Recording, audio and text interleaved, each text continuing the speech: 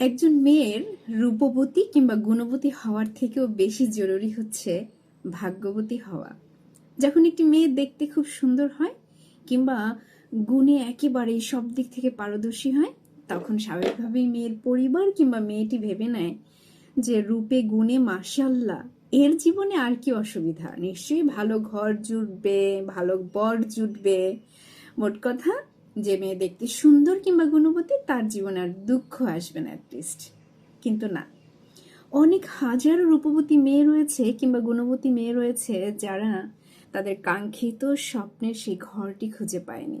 আর বর, সেটা তো ভাগ্যের ব্যাপার। তাই বাবা মাদের বলবো, নিজের মেয়ের জন্য রূপ কিংবা গুণের থেকেও ভালো ভাগ্যের জন্য বেশি দোয়া করবেন।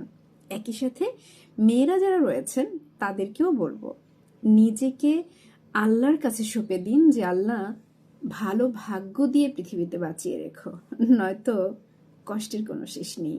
আর এটা যদি আপনি সেই রকম রূপবতী কিংবা গুণবতী মেয়ে হয়ে থাকেন যিনি নিয়তির কাছে পরাজিত হয়ে গিয়েছেন, তিনি বুঝবেন যে এটা কতটা বাস্তব সত্য কথা।